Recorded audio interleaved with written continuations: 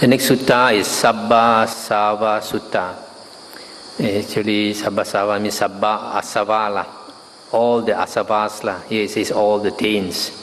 Taints is a translation for asavas. To me, asava means uncontrolled mental outflows. You can also call it defilements. Majjhima Nikaya Sutta number 2. Thus have I heard. On one occasion, the Blessed One was living at Savatthi in Jeta's Grove, Anathapindika's park. There he addressed the monks thus: "Monks, Venerable Sir," they replied. The Blessed One said, "Monks, I will teach you a discourse on the restraint of all the taints, restraint of the asavas. Listen and attend closely to what I shall say." "Yes, Venerable Sir," the monks replied. The Blessed One said, "Monks, I say that the destruction of the asavas is for one who knows and sees, not for one who does not know and see." Who knows and sees what? Wise attention and unwise attention. Another translation is careful attention and careless attention. When one attends carefully, when one attends carelessly, unarisen asavas arise, and arisen asavas increase. When one attends carefully or wisely, unarisen asavas do not arise, and arisen asavas are abandoned. Monks, there are asavas that should be abandoned by seeing. There are asavas or taints that should be abandoned by restraining. There are asavas that should be abandoned by using. There are asavas that should be abandoned by enduring. There are asavas that should be abandoned by avoiding. There are asavas that should be abandoned by removing. There are asavas that should be abandoned by developing. Stop here for a moment. So from here, this what the Buddha says, that the asavas should be abandoned by various ways, seeing, restraining and all that. So here, what the Buddha is trying to say is that asavas here refers to the defilements.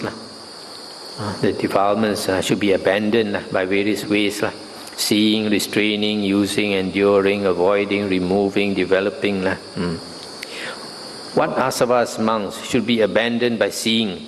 Here, monks, an untaught, ordinary worldling who does not see Aryans, noble ones, and is unskilled and untrained in the Dhamma, who does not see true men and is unskilled and untrained in the Dhamma, does not understand what things are fit for attention and what things are unfit for attention. Since that is so, he attends to those things unfit for attention, and he does not attend to those things fit for attention. What are the things unfit for attention that he attends to? They are things such that when he attends to them, the unarisen asava of sensual desire arises in him, and the arisen asava of sensual desire increases. The unarisen asava of being arises in him, and the arisen asava of being increases. The unarisen asava of ignorance arises in him, and the arisen asava of ignorance increases. These are the things unfit for attention that he attends to. So here, from here you can see that in this sutta, the asavas refers to the defilement of sensual desire, the defilement of being, bhava, a being, or that I am, and the asava or defilement of ignorance. Sometimes in the suttas, the Buddha mentions 4 things.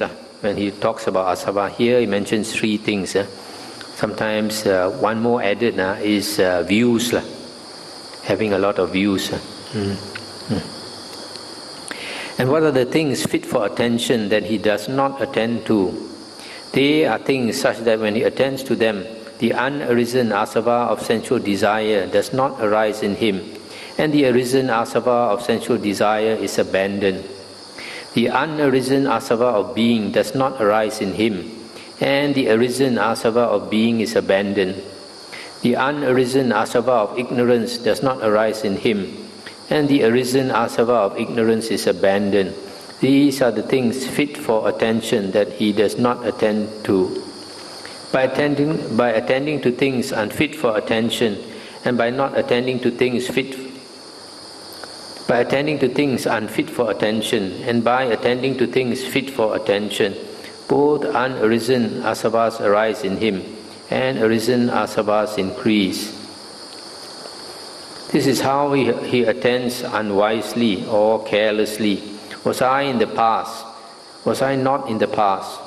What was I in the past? How was I in the past? Having been what? What did I become in the past? Shall I be in the future? Shall I not be in the future? Which reminds me, a lot of people like to know who they were in their previous life, right? So the Buddha says all this is paying careless attention. What shall I be in the future? How shall I be in the future? Having been what? What shall I become in the future? Or else he is inwardly perplexed about the present thus. Am I? Am I not? In other words, do I exist? Do I not exist? What am I? How am I? Where has this being come from? Where will it go? When he attends unwisely in this way, one of 6 views arises in him. The view, self exists for me, arises in him as true and established. Or the view, no self exists for me, arises in him as true and established. Or the view, I perceive self with self, arises in him as true and established. Or the view, I perceive not self with self, arises in him as true and established. Or the view, I perceive self with the not self, arises in him as true and established. Or else he has some such view as this. It is this self of mine that speaks and feels and experiences here and there the result of good and bad karma actions. But this self of mine is permanent, everlasting, eternal, not subject to change, and it will endure as long as eternity. This speculative view, monks, is called the thicket of views, the wilderness of views, the contortion of views, the vacillation of views, the fetter of views. Fettered by the fetter of views, the untaught ordinary worldling is not freed from birth, aging and death, from sorrow, lamentation, pain, grief and despair. He is not freed from suffering, I say. Monks, a well-taught noble disciple who sees noble ones and is skilled and trained in their Dhamma, who sees true men and is skilled and trained in their Dhamma, understands what things are fit for attention and what things are unfit for attention. Since that is so, he does not attend to those things unfit for attention, and he attends to those things fit for attention. And what are the things unfit for attention that he does not attend to? They are things such that when he attends to them, the unarisen asava of sensual desire arises in him, and the arisen asava of ignorance increases, etc. These are the things unfit for attention that he does not attend to. And what are the things fit for attention that he attends to? They are the things such that when he attends to them, the unarisen asava of sensual desire, of being and of ignorance does not arise in him, and the arisen asavas are abandoned. These are the things fit for attention that he attends to. By not attending to things unfit for attention, and by attending to things fit for attention, unarisen asavas do not arise, and arisen asavas are abandoned. He attends wisely or carefully. This is suffering. He attends wisely. This is the origin of suffering. This is the cessation of suffering. This is the way leading to the cessation of suffering. When he attends wisely in this way, 3 fetters are abandoned in him: identity view, doubt, and adherence to rules and observances. These are called the asavas that should be abandoned by seeing. Stop here for a moment. So here the Buddha is saying, noble disciple, when he pays attention and investigates the 4 noble truths, and he understands them, the 3 fetters, identity view, doubt, and adherence to rules and observances are abandoned in him, so that he becomes a sotapanna, first fruit Arya. What Asava's monks should be abandoned by restraining. Here, stop here for a moment. So just now what the Buddha was saying, there are certain things that we should not pay attention to in the world. And there are certain things that we should pay attention to in the world. Those things that we should not pay attention to are those that have nothing to do with the Dhamma. Those that have to do with the Buddha's Dhamma are the things that we should pay attention to, especially the Four Noble Truths. What Asava's monks should be abandoned by restraining. Here a monk, reflecting wisely, abides with the eye faculty restrained, while Asava's vexation and fever might arise in one who abides with the eye faculty unrestrained. There are no Asava's vexation or fever in one who abides with the eye faculty restrained. Reflecting wisely, he abides with the ear faculty restrained, with the nose faculty, tongue faculty, body faculty, and mind faculty restrained. While Asava's vexation and fever might arise in one who abides with the faculties unrestrained, there are no Asava's vexation or fever in one who abides with the faculties restrained. These are called the Asavas that should be abandoned by restraining. So the second one, the Buddha is saying that we should keep a guard at our six sense doors. Those things that are not proper for us to pay attention to at the six sense doors. We don't pay attention to like the sight, sound, smell, taste, touch, and thoughts. Because if we pay attention to these unbeneficial sense objects, then the asavas or defilements would arise. And number 3, what asavas monks should be abandoned by using. Here a monk, reflecting wisely, uses the robe only for protection from cold, for protection from heat, for protection from contact with gadflies, mosquitoes, wind, sun, and creeping things, and only for the purpose of concealing the private parts. Reflecting wisely, he uses alms food, neither for amusement nor for intoxication, nor for the sake of physical beauty and attractiveness, but only for the endurance and continuance of this body, for ending discomfort, and for assisting the holy life. Considering, thus I shall terminate all feelings of hunger without arousing new feelings of greed, and I shall be healthy, blameless, and live in comfort. Reflecting wisely, he uses the resting place only for protection from cold, for protection from heat, for protection from contact with gadflies, mosquitoes, wind, sun, and creeping things, and only for the purpose of warding off the perils of climate and for enjoying retreat. Reflecting wisely, he uses the medicinal requisites only for protection from arisen, afflicting feelings and for the benefit of good health.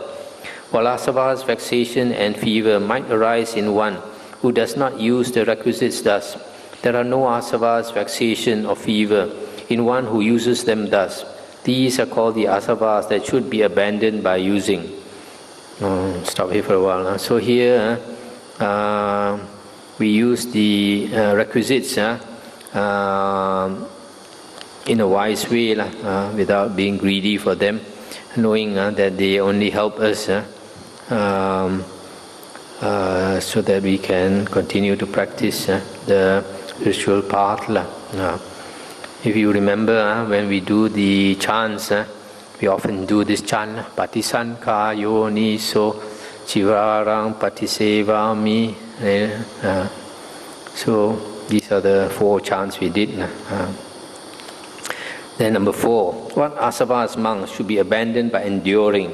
Here a monk, reflecting wisely, bears cold and heat, hunger and thirst, and contact with gadflies, mosquitoes, wind, the sun, and creeping things.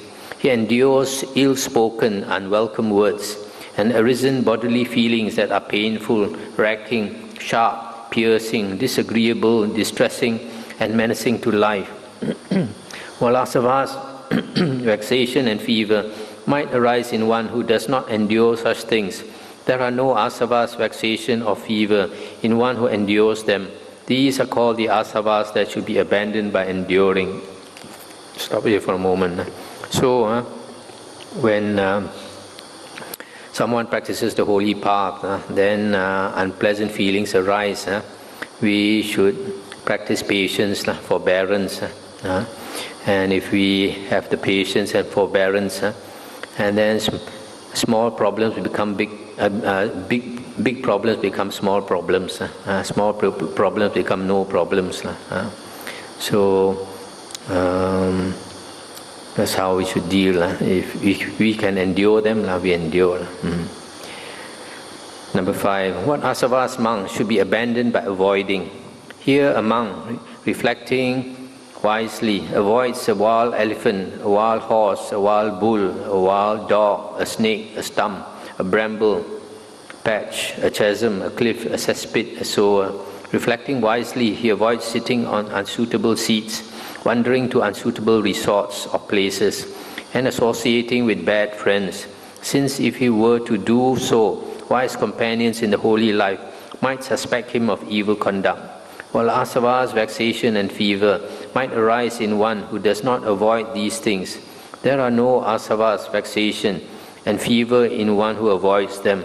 These are called the asavas that should be abandoned by avoiding. So this one, we know certain places are not conducive for the spiritual practice. We avoid them, don't go near them. For example, if you want to walk the spiritual path and you're a lay person, and then you don't go near those jolly kakis, because they will say, formerly our Lai used to go to karaoke and now he doesn't want to go anymore. There's something wrong with him. So avoid this type of friends, and then you mix with friends who are interested in the spiritual path, and then if you, for a monk, if you want to practice also, you don't go and find certain places which are unsuitable. In fact, a place like a cemetery is not recommended by the Buddha. The Buddha says cemetery is a place with a lot of spirits, unclean spirits, and many of them are crying all the time, so they are very disturbed. So you go to a place the vibes are no good, not a suitable place. Go to a place which is very peaceful, and there are no snakes and no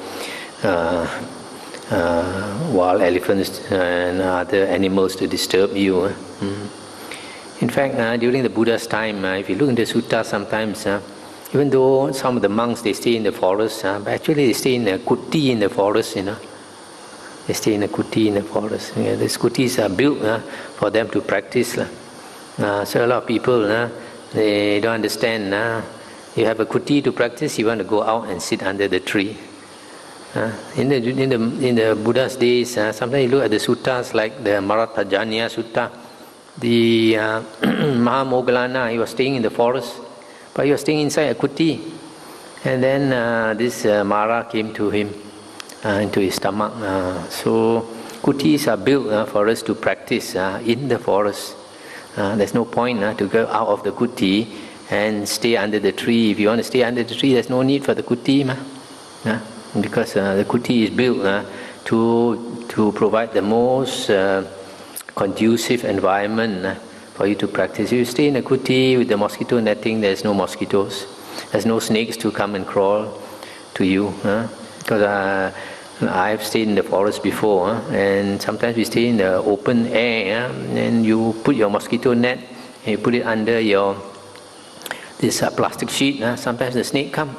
Snakes are trying to enter. I've had this experience. And sometimes you go and set up your mosquito net, your sleeping place, in a place you didn't know there's a ant nest underneath. In the middle of the night, the ants crawl all over you. You have to start moving. So our kutis are very ideal. No need to look for a better place. What asavas monks should be abandoned by removing? Here a monk, reflecting wisely, does not tolerate and arisen thought of sensual desire. He abandons it, removes it, does away with it, and annihilates it. He does not tolerate an arisen thought of ill will. He does not tolerate an arisen thought of cruelty. He does not tolerate arisen evil, unwholesome states. He abandons them, removes them, does away with them, and annihilates them. While asava's vexation and fever might arise in one who does not remove those thoughts, there are no asava's vexation or fever in one who removes them. These are called the asavas that should be abandoned by removing. So here the Buddha says that we should remove unwholesome states of mind, unwholesome thoughts. Don't tolerate them. What asavas monk should be abandoned by developing? Here a monk, reflecting wisely, develops the mindfulness or the recollection enlightenment factor, which is supported by seclusion, dispassion and cessation, and ripens in relinquishment. He develops the investigation of Dhamma, enlightenment factor, the energy enlightenment factor, the delight enlightenment factor, the tranquility enlightenment factor, the concentration enlightenment factor, the equanimity enlightenment factor, which is supported by seclusion, dispassion and cessation, and ripens in relinquishment. While asava's vexation and fever might arise in one who does not develop these enlightenment factors, there are no asava's vexation or fever in one who develops them. These are called the asavas that should be abandoned by developing. So this last part, when we practice the bojjhangas, the factors of enlightenment, in the process we develop our mind. When our mind becomes more developed, then either the asavas, these defilements, arise less often, or if they do arise, then we know how to deal with them. Monks, when for a monk the asavas that should be abandoned by seeing have been abandoned by seeing. When the asavas that should be abandoned by restraining have been abandoned by restraining. When the asavas that should be abandoned by using have been abandoned by using. When the asavas that should be abandoned by enduring have been abandoned by enduring. When the asavas that should be abandoned by avoiding have been abandoned by avoiding.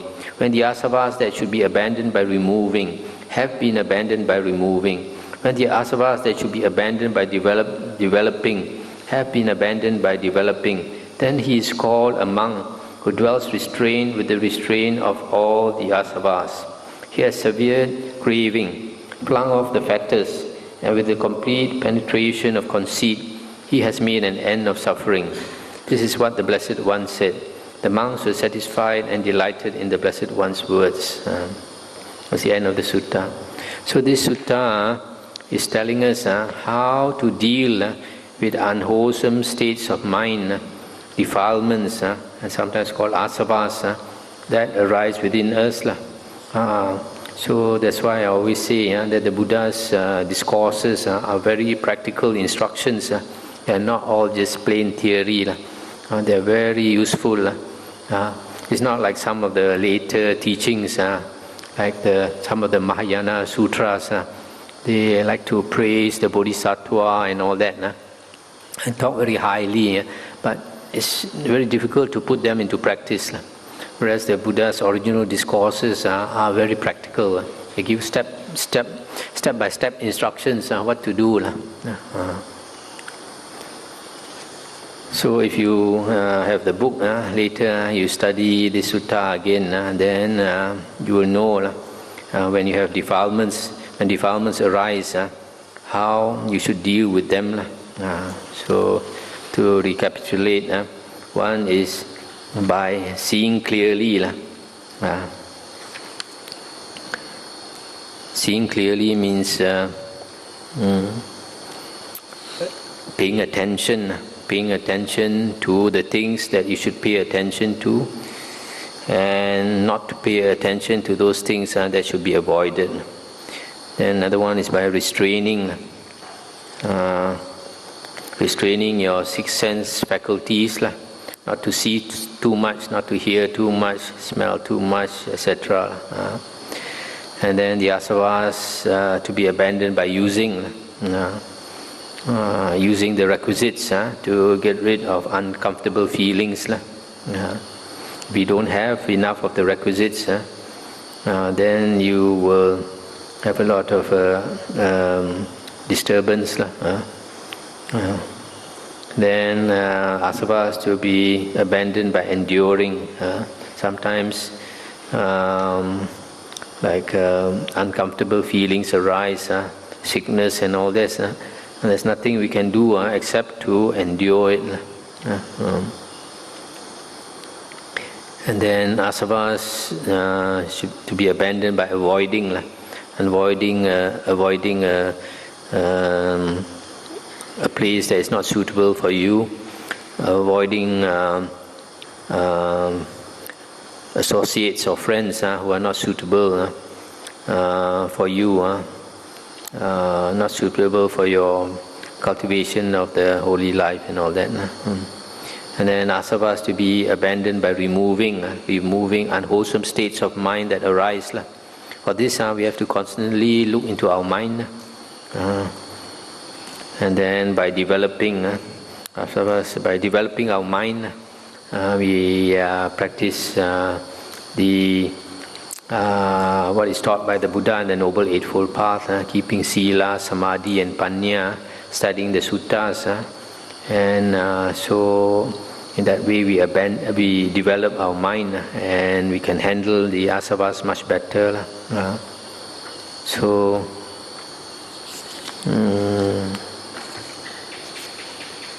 I think I'll stop here for today.